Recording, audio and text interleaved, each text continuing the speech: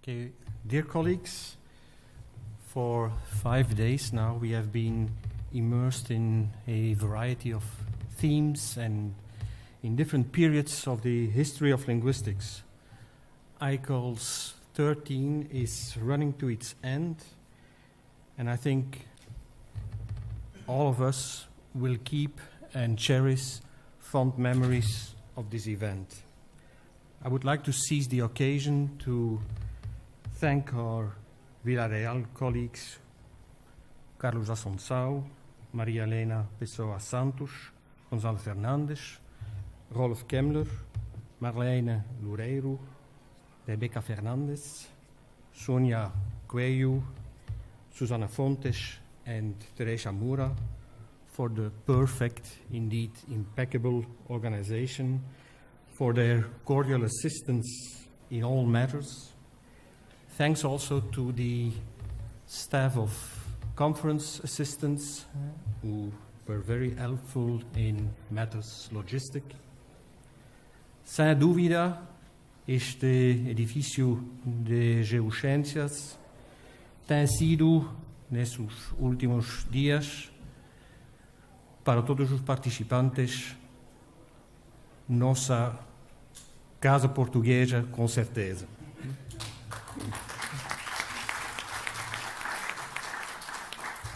Many thanks to you. I now have the pleasure to introduce Professor Serhii Wakúlenko of Kharkiv National Pedagogical University, where he teaches history of Ukrainian, Polish grammar, general linguistics, and, of course, history of linguistics.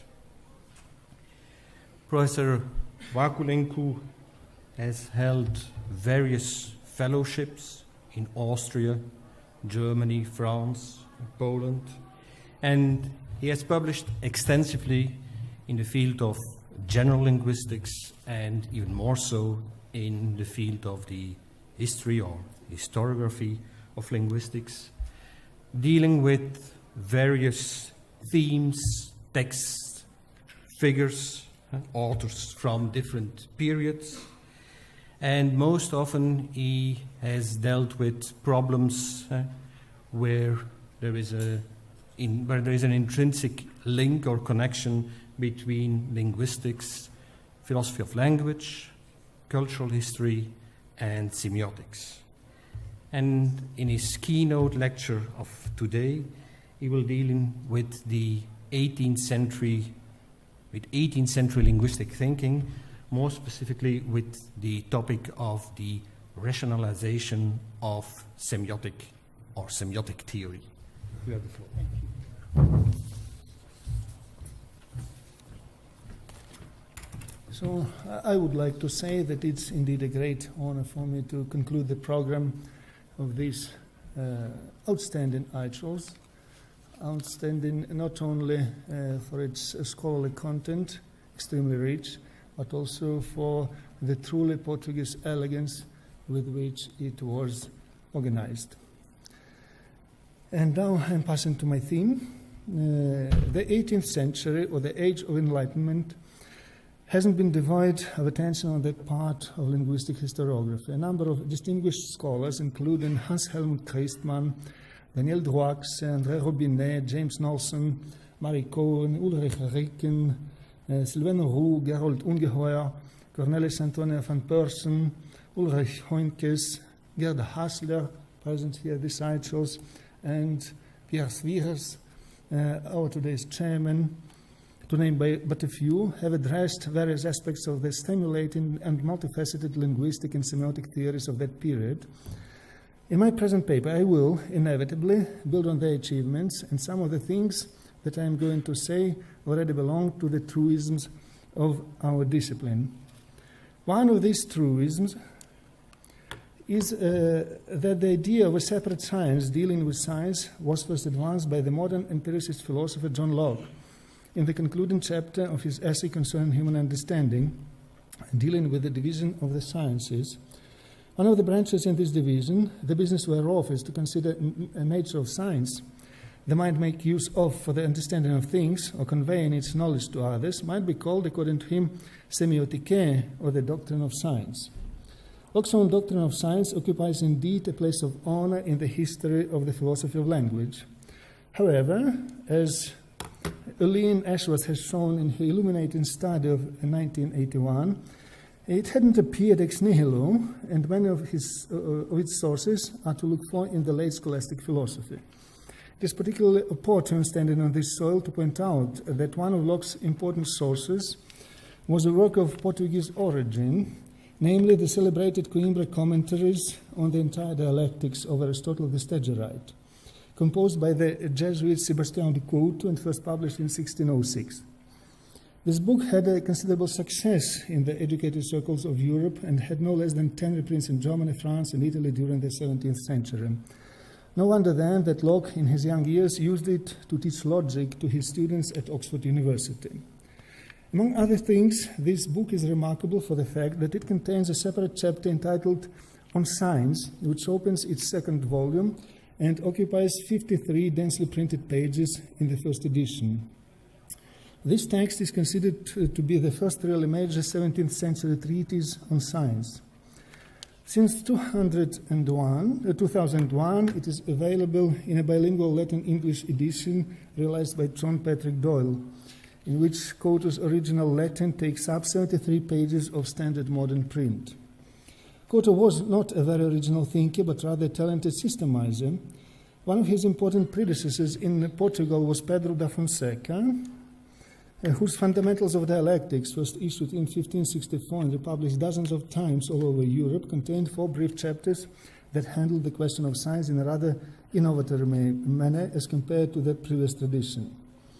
Couto elaborated on Fonseca's findings to produce a well-argumented and coherent theory of science within which can be boiled down, leaving aside the metaphysical and psychological aspects, to the following 11 theses.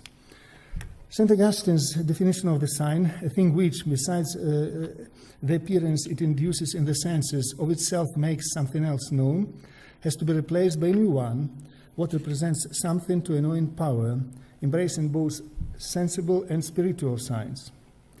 A sign has 2 respects, one to the thing signified, the other one to the knowing power, which make up together its entire formal character, belonging to its essence. That's it.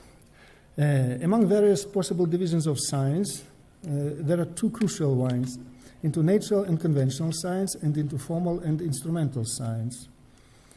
Natural science have the power to signify something from their nature. Conventional science have the power to signify by benefit of someone imposing it. An instrumental sign must be first known itself to lead to a knowledge of something else. A formal sign need not be previously known itself. The intermediate concept is simultaneously both a formal and an instrumental sign, but on different grounds. Words taken as sounds are natural signs. Taken with their signification, they are conventional signs. Words signify both concepts of things and things themselves, with 2 different significations. Writing signifies both the things and the spoken words, with different significations.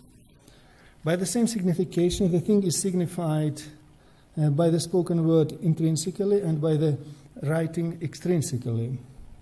And last, the signification of writing in relation to the thing is simple, in relation to the word complex. Essentially the same doctrine, albeit with some minor modifications, is found in a series of later works by Portuguese authors that continued appearing during the 17th and well into the 18th century.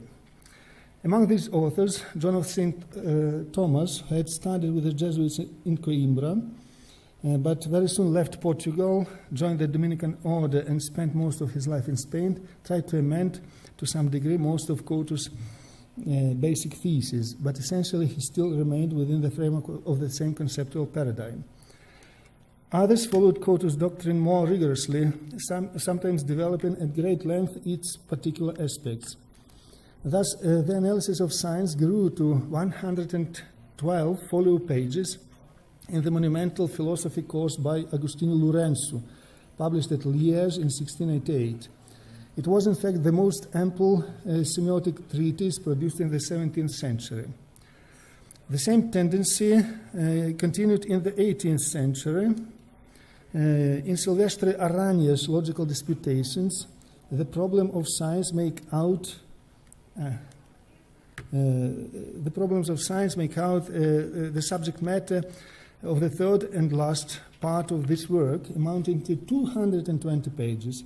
That is more than 40% of its entire text. This development was unparalleled in any other European country at that epoch.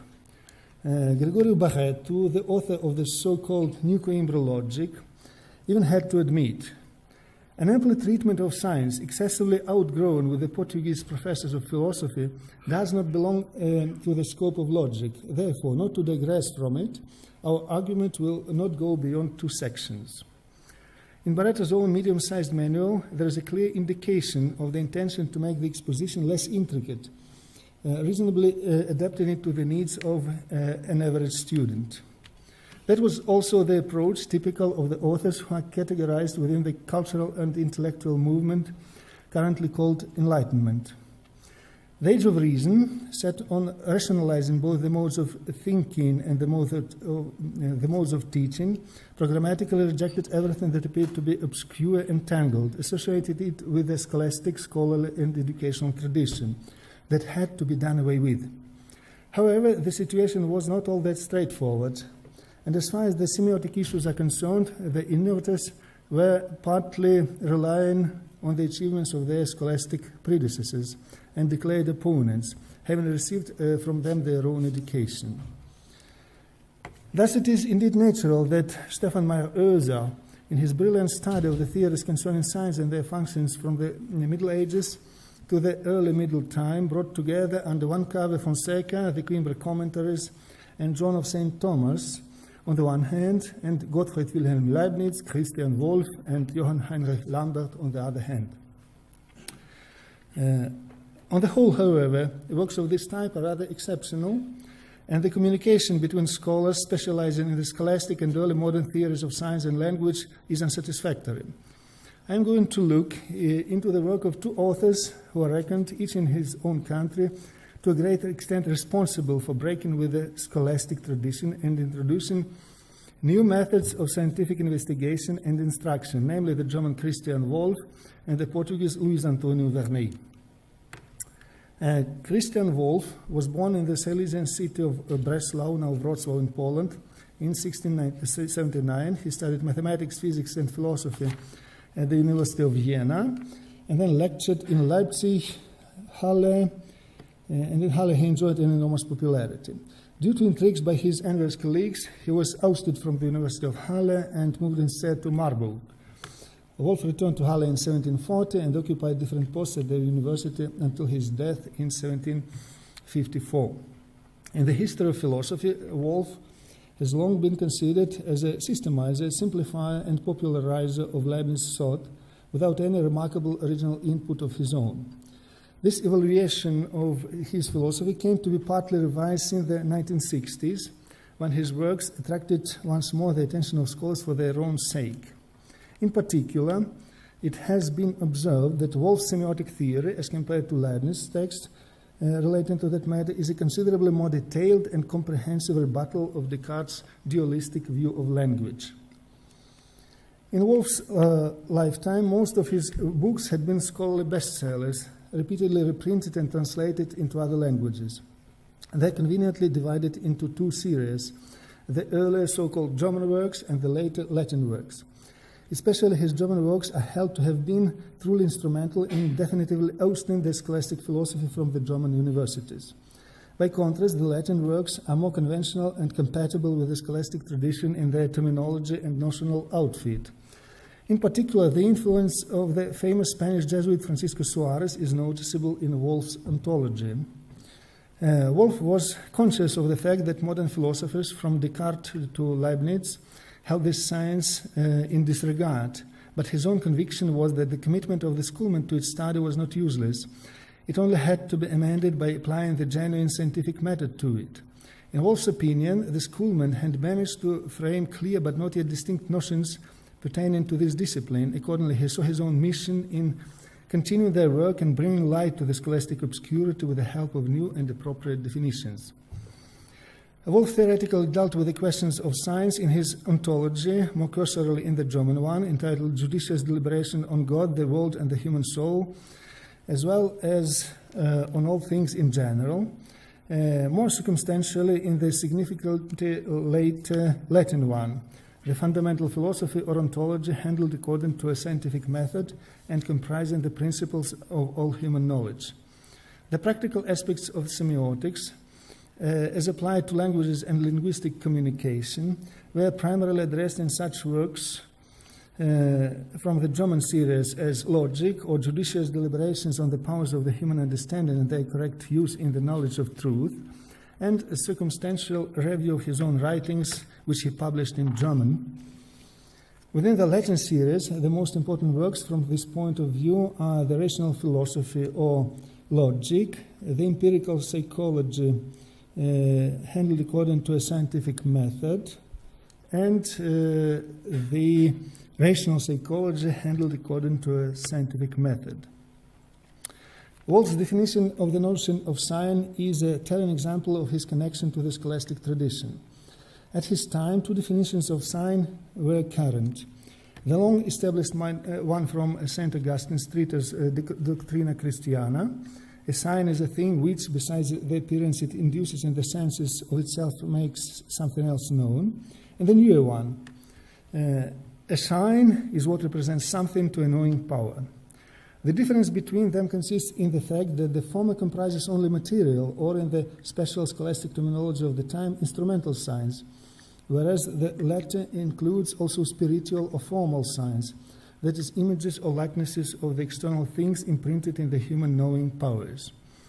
Wolff, as many others, did recognize only material signs capable of being apprehended by the senses. Therefore, the more recent definition, accepted also by the Portuguese school from Fonseca onwards, was altogether unsatisfactory from his point of view. Neither did he take up, however, the Augustinian definition, which might have seemed to him insufficiently distinct. Wolff's own solution to that question was not advanced immediately in a definitive form, and there is an inconsistency in this respect between his German ontology and Latin ontology. In the former, his definition runs as follows: a sign is a thing from which I can infer either the presence of or the advent of another thing. That is, from which I infer either that something is really present in a certain place, or that it has been there, or else that it will come into being there. The initial explanation refers here only to the present and to the future, while its paraphrase also includes the past. However, that was probably a sheer oversight, as this discrepancy was removed in the Latin version of the ontology. A sign is a being from which either the presence or the advent or the past occurrence of something else is inferred. In line with this disjunctive definition, the first division of signs in Wolff was into demonstrative, prognosticative, and commemorative, which differ by their denotation, present, future, and past respectively. Yet in this instance, rather the definition was derived from the division than the other way around. As Cote has shown, using exactly identical Latin terms, signa demonstrativa, prognostica, and rememorativa, the division of signs in question had been a commonplace among the schoolmen at least since Alexander of Hales in the 13th century.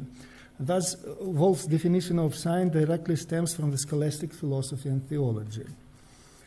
It can be doubted, anyway, whether Wolff's attempt to dispel the scholastic obscurity was in this particular case really successful. Even Friedrich Christian Baumeister, a stalwart partisan of Wolff's and a leading popularizer of his system through a series of standard handbooks, ubiquitous in the second half of the 18th century over large parts of Europe, while citing Wolff's definition of sign, felt it necessary to amend it with another one of Augustinian inspiration. A sign is the idea whereof excites an idea of something else. The only division of signs in Wolff's German ontology was into natural and arbitrary. In his Latin ontology, it is mentioned in the second place after the division into demonstrative, prognosticative, and commemorative signs. A telling detail consists here in the choice of terms. Instead of German willkürliche Zeichen, best translated into English as arbitrary, the Latin text has signa artificialia, or artificial science. This had been one of the terms used in the scholastic logic, and some authors, as for example the Irish Jesuit Richard Lynch, did prefer it to others. Moreover, the expression signum arbitrarium was used by Baumeister. Wolff also had it at his disposal, but he opted for another variant. It can be surmised that his decision was prompted by the fact that the status of artificial science was granted by him to the words of human language. That words are arbitrary science or science by institution was, of course, also a commonplace of the scholastic logic, which massively opposed the idea, often ascribed to Plato, that they can signify naturally, and aligned with Aristotle and his interpreters, who taught that they have such a power from human will. However, despite the external quasi-identity of this thesis in scholasticism and in Wolff, the latter endowed it with a new programmatic purport. Instead of either enhancing the arbitrariness of the linguistic sign as a general principle or relativizing it, but by invoking such phenomena as onomatopoeia and sound symbolism, Wolff just accepted it as a matter of fact. And at the same time, he saw in it a source of possibilities for creating arbitrarily, but not fortuitously, artificial signs that would, in a way, match the things signified by them. The key notion on which Wolff's reasoning was based is that of derivative signs as opposed to primitive signs. The primitive signs, according to Wolff's definition, are those that do not stem from other signs prior to them, as do primitive words in a language, not derived from other words. The derivative signs, on the contrary, stem from other signs prior to them, and do, as do derivative words that proceed from other words. Again, the same opposition between primitive words and derivative words is equally found in the scholastic philosophy prior to Wolff. For instance, in Lynch's entire scholastic philosophy, according to this author, many both primitive and derivative words have no foundation whatsoever in the nature of things signified. For the primitive words, his examples are Leo. It would be difficult to find a softer sounding word, nonetheless it signifies a most ferocious animal. And on the other hand, salamandra. It would be difficult to find a more pompous, inflated and sonorous word, which however signifies a relatively small and insignificant animal, not larger in size than a lizard. Lynch's instances of derived words without any real foundation are borrowed from Plato. Their personal names, like Theophilus, not everybody called Theophilus is indeed a lover of God. Still, there also are many words, both primitive and derivative, which have some foundation in the nature of things signified. And this foundation is determined and specific in each particular case, without having any general validity. For the primitive words, such a foundation may consist either in the similarity of sound, as the Latin words denoting animal cries, mugitum for that of a bull, hinitum for that of a horse, rugitum for that of a lion, ballatum for that of a sheep, etc., or in what is nowadays called sound symbolism, with an position of soft as harsh-sounding words, which express the nature of things signified, like mel, honey, lene, softly, lana, wool, crux, wreck, vepres, bramblebush, acre, sharply, etc. The derivative names, again borrowed from Plato, also can be well-founded as, for example, Tantalus, from the Greek adjective talantatos, superlative degree from talas, utterly wretched. Thus far, Lynch's argument contains, of course, not one iota of originality. Nonetheless, from his reflections concerning the presence of not entirely arbitrary words in the existing languages follows a proposal typically associated with the early modern philosophers' way of thinking and of handling that problem. Namely, a language can be established in which not one single word would be devoid of foundation in the things and lack a certain affinity with them. If there are many words thus composed in the languages we speak now, wherefore could there not be one comprehending solely this sort of words? Unlike Lynch, Wolff concentrated on derivative signs and derivative words, which he treated not as artificial, but as combined of artificial and natural. The former having the denotation from the imposer's will, the latter from the things signified. This applies to derivative signs as substitutes of definitions and propositions. Wolff was rather explicit in this respect. If the primitive signs denote features of things, and if their combination produces other signs that distinctly represent these features, as sufficient for identifying the things and distinguishing them from other things, then the derivative signs are equivalent to definitions, which constitute their signification. Similarly, if the primitive signs denote the subject's qualities and the predicate, their combination produces a derivative signs of propositions equivalent to it.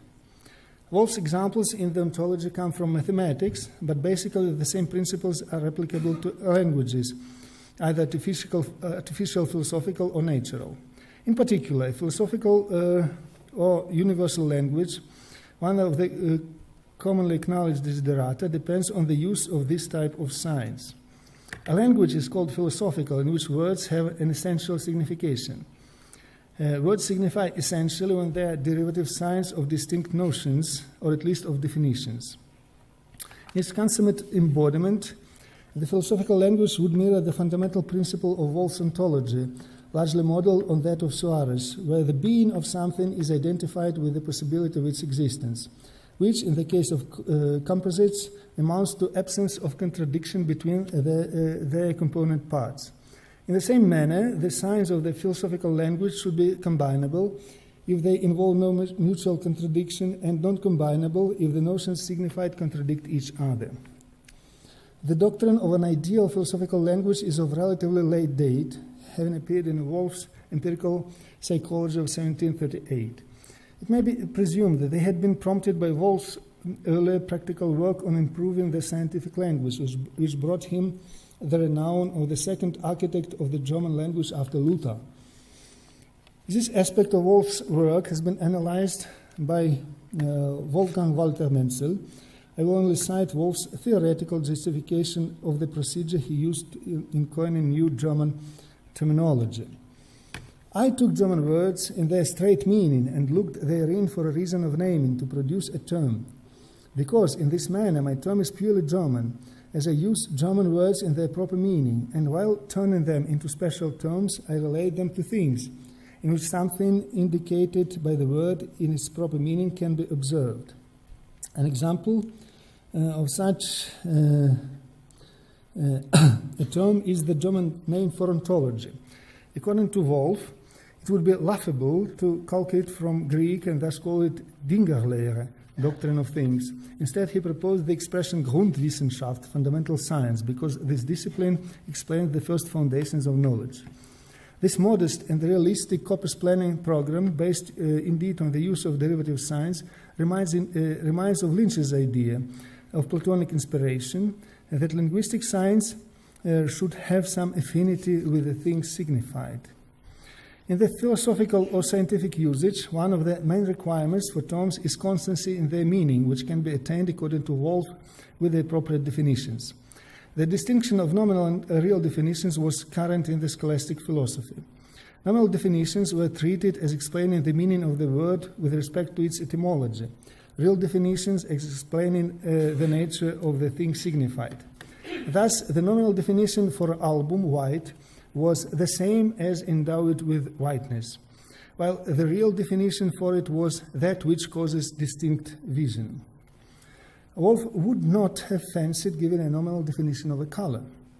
This has to do with his different conception of nominal definition, which he regarded as an enumeration of some qualities by which a thing is distinguished from all other things similar to it.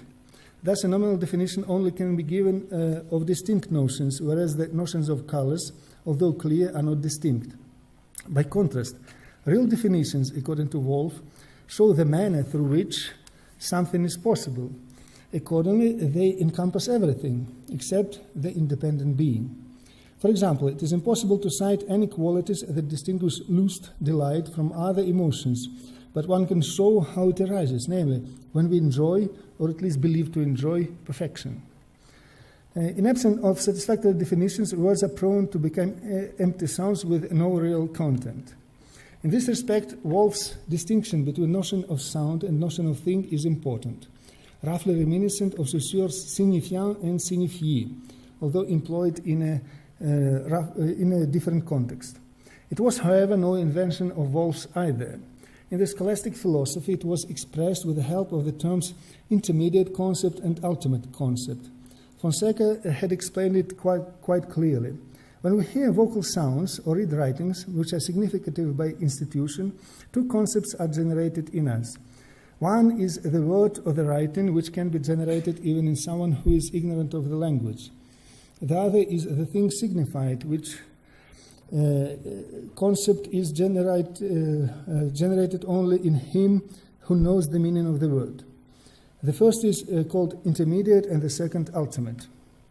As for the question whether words signify notions or things, Wolff seems to have opted for the first solution in his earlier German works, but in the later Latin series he admitted both significations.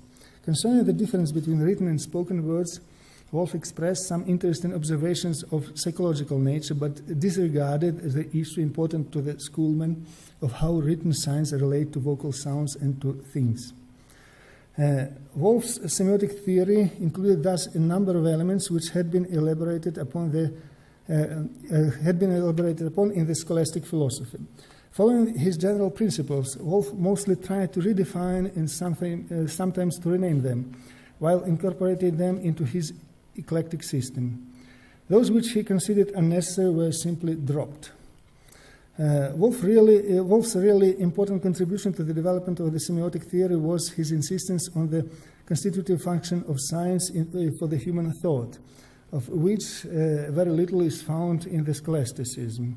He borrowed this idea from Leibniz and made his best to work on it. It is also one of the better studied aspects of Wolff's thought, and I gave you the references. Now we pass to Luís António Vernei, a top figure of the Enlightenment in Portugal, who was a younger contemporary of Wolff, whose influence in his motherland is comparable to Wolff's in Germany. He was born in Lisbon in 1713 and studied first in his native city before leaving for India in search of glory in April 1729. However, he changed his mind very quickly and came back to continue his studies at the University of Évora. In August 1736, he went to Rome and stayed in Italy until 1741. On his return to Portugal, he became archdeacon of the Cathedral of Évora and enjoyed a high prestige in the diocese. In 1749, he definitely left for Italy and lived there in Rome and Pisa until his death in 1792. Although Vernei's international impact was much more modest in comparison with Wolff's, it should be mentioned that most of his works were first published in Italy, followed by other editions in Portugal and in Spain. Apart from Southern Europe, they were circulated in Latin America. Vernei owes his posthumous glory mainly to his early work written in Portuguese, The Right Method to Study, in order to be useful to the society and the church, adapted to the style and the necessities of Portugal, published anonymously in 2 volumes in Naples in 1746. As this first edition was confiscated by the Portuguese Inquisition, which found Vernei's positions inadmissible, it was followed by 2 semi-clandestine editions in the next years, with false data indicated on the title pages. However, Vernei's later major works were written in Latin. Among them, his book entitled On Matters Logical had the most notable publishing success. António Alberto Bagna de Andrade, the author of an excellent study on Vernei's doctrine and his diligent bibliography, mentioned 5 editions of this manual. One more edition can be added to this list, which demonstrates that Vernei's influence was not confined to the south of Europe. Namely, this handbook of logic was published in 1766 in Vilnius, at the time part of the Polish-Lithuanian Commonwealth. Its preface, written by Adalbert Churchotsky, explains the reasons of the decision to reprint it. In the common opinion of the learned man, this book contains, in the clearest and briefest exposition, everything that can be desired to perfectly master logic, or the science of investigating truth, in the genuine meaning of the word. In the same year, 1751, and also in Rome, were published 2 editions of Vernei's Prolegomena to Philosophy and Theology, a book containing a rather lengthy outline of the history of philosophy from the 10th to the 18th century. His manual on matters metaphysical had 3 editions, whereas on matters physical only 1. Vernei also published a practical Latin grammar written in Portuguese, which enjoyed a considerable popularity, having been in use well into the 19th century. What Vernei had to say on science and language is concentrated above all in his manual on matters logical. Churchotsky, while recommended it to the pupils of the diocesan seminary in Vilnius, characterized its merits in the following way. It reveals the causes of errors and suggests remedies. It teaches how to tell apart clear and obscure, distinct and confused thoughts, how to discern the ambiguity of a notion expressed by words, and to define an uncertain notion, how to uncover falsity concealed under the guise of truth, how to arrive at what has to be proved or demonstrated by way of legitimate inference or evident chain of propositions, how to distinguish the pitfalls of counterfeit eloquence and the splendors of language from the performance of reason, how to argue about different things properly and suitably. About 1/2 of the enumerated tasks do relate indeed to words as signs of mental contents. Vernei himself, however, mentioned in his Logic the question of science among the subjects which, although zealously discussed by the schoolmen, are neither understandable in any way nor of any use. In particular, he insisted in the right method to study, citing Barreto in his own support, that the overemphasis given to the science is a vice of the Portuguese.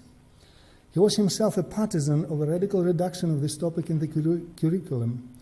The most one can pick up from the science is the knowledge that the words serve to express the ideas of the mind and the affections of the soul, and that we communicate to others what we intend and what we wish with the help of words. That the words don't evoke in the hearer the speaker's ideas through some natural power, which they have to the same, but because people belonging to the same nation have made such a decision. For it is certain that words which mean something in Portugal mean something else in another country, or don't mean anything. This is all the useful knowledge that can be picked up from the science, and it can be learned in a quarter of an hour. Everything else said about the science is ridiculous talk, which, when squeezed in the hand, doesn't yield one single drop of learning. Thus, the second part of the first book of Vernei's On Matters Logical, entitled On the Sign of Ideas, occupies no less than 38 pages out of 388. With the Portuguese, certain vices seem to be hardly curable. To Vernei's excuse, it can be said that this portion of his manual contains indeed only a very brief survey of some traditional issues linked to the use of science. It offers a definition of sign of Augustinian type. A sign is that which, besides its own idea, calls forth an idea of something else, and mentions only one division of science into natural and arbitrary. Instead, it concentrates on words and their uses and abuses, very much in the footsteps of Locke, whom Vernei regarded as the prince of those who dealt with logic according to their free judgment and liberated it from all kind of subjugation. Today we have at our disposal an excellent comparative analysis of Locke's and Vernei's ideas concerning language and communication by Armando Augusto Cuscito. According to this author, Vernei advanced a dynamic theory of meaning which rejects the idea that words are simple outer expression of some pre-established meanings. To those who are interested, I recommend this well-written and enjoyable text. Instead, I will say a few words about Vernei's appraisal of Wolff's idea of language. For Vernei, Wolff was a big name and a truly unrivaled man. In logic, his superiority to other authors was evident in 3 aspects. Nobody has offered more accurate definitions of words. Nobody has detected truth with more acuteness. Nobody has offered clearer demonstrations following a method closer to mathematics. At the same time, Vernei found with Wolff several grave shortcomings. He separated the art of invention from logic. He came up with useless demonstrations of negligible things. He confirms his reflections with examples taken from more serious disciplines, which instead of eliciting make things obscure. Having excessively studied algebra, he borrowed barbarous and barbarously formed words from it. He indulges in the same vice as other people too absorbed in the study of mathematics. Namely, he uses a method and a language distant from the everyday usage of man, so that it seems absolutely pointless in view of achieving his own aim, that is, instructing the pupils. Vernei's reproaches were primarily of pedagogical nature, although they also included a linguistic component. Later on, he returned to Wolff's views, touching on the basic point of divergence between the latter and himself. Namely, whereas Wolff claimed that real definitions of all things existing are in principle possible, while only things of which we have distinct ideas are susceptible of nominal definitions, for Vernei, the definitions were in principle only nominal, because of the imperfection of human knowledge. For example, Wolff had defined a clock as a machine that shows the hour by the rotation of pointers or by striking a bell. Vernei proposed a slightly different variant, an artifact that shows the hours of the day with a pointer, insisting that it is a nominal definition varying with the speaker, and thus an arbitrary one.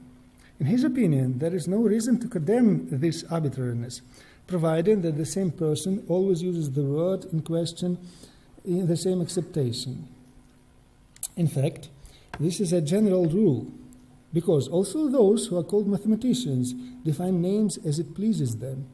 And the recent philosophers, including Wolff himself, a very careful man indeed, proposed several new definitions of names. However, Vernei disapproved of this practice. In order not to perplex the reader, it would have been more sensible to use the received definitions if they contain nothing unsuitable. In the second edition of On Matters Logical, Vernei added to this passage a long footnote explaining why Wolff's distinction of nominal and real definitions does not hold from a truly philosophical point of view.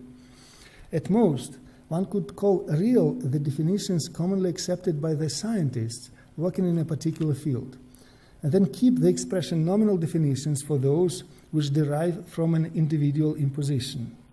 In short, and using modern terminology, Wolff was a believer in structural semantics based on the notion of systemic oppositions and stable distinctive features, while Vernei was more inclined to regard meaning rather from a communicative and pragmatic perspective.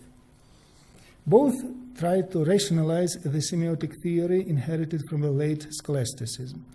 Wolff's strategy was to integrate in his own system those of its elements which he found useful, while reinterpreting them according to his own basic principles. Vernei was set on eliminating what he deemed useless from the received doctrines in order to give a sensible and understandable account of the role of science in practical communication and cognition. The one and the other are symbolic figures for the age of enlightenment. The example suggests that the philosophy of language and the semiotics of that time only can be adequately evaluated against the background of late scholastic contribution to this field. Thank you very much for your attention.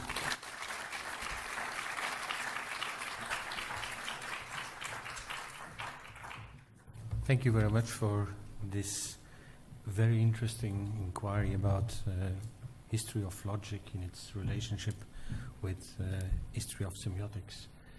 I guess we have time for about 2, maybe 3 questions.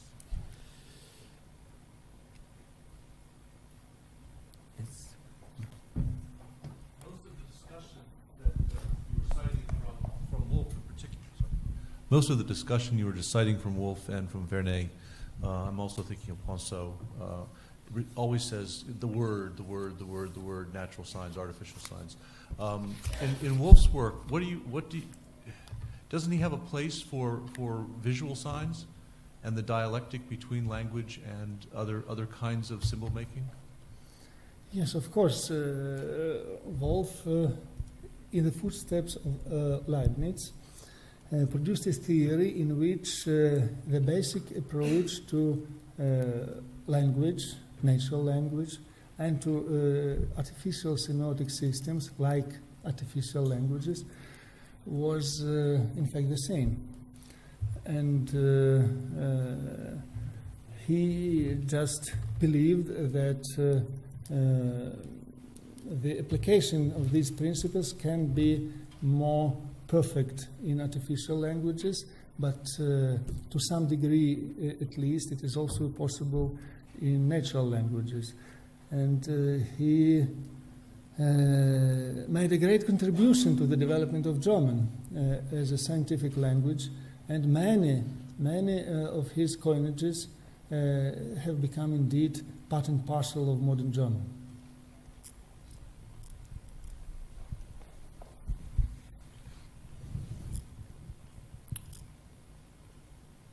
More questions?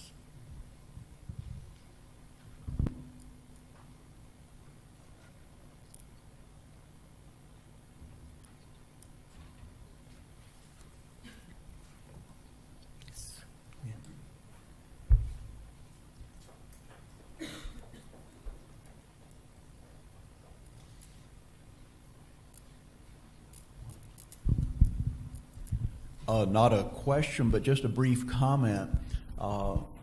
As you say, Christian Wolff was a major innovator in terms of terminology to avoid just using all the Latin terms.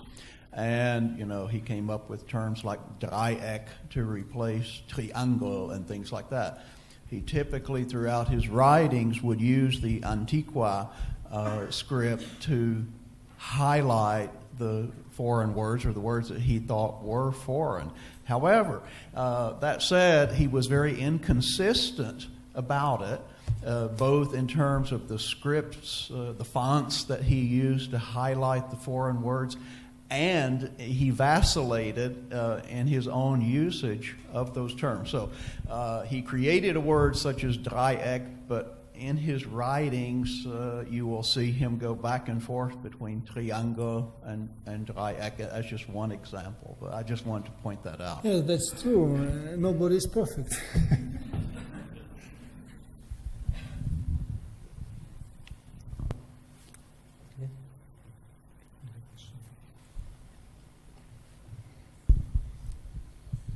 I have a remark on the Dreieck. Terms like that were actually invented by Simon Stevin, and they were taken over by the Germans. The Germans mention Simon Stevin quite often, and those terms date from the 16th century, actually. And probably because Simon Stevin was also very important for the creation of the Deutsche Kanzleisprache. And for instance, he's quoted often by Schottel. And you know, Simon Stevin invented those terms, and he says terms are the short definition of things. And so Wolff is actually influenced by Simon Stevin in that respect. Yes, again, that's quite true, and indeed, modern research has shown that many terms traditionally ascribed to Wolff had been in use before. And his opponents tried to use this material in their polemic attacks against Wolff, but they were not well founded, these accusations. I mean, because Wolff just had the ability to pick up what he found in the German language. And there is an interesting idea that this had something to do with his origin, because in Germany, Silesia was traditionally considered as the land of poets. And so, he just had a source of inspiration in his small motherland, Silesia. But in fact, yes, many words did exist in German, and Wolff only made terms out of them, as he wrote also in the theoretical part of his work.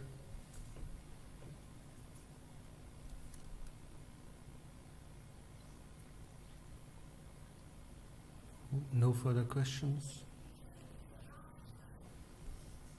Well, I think we have to thank you again for this Thank you, thought-provoking everybody. lecture.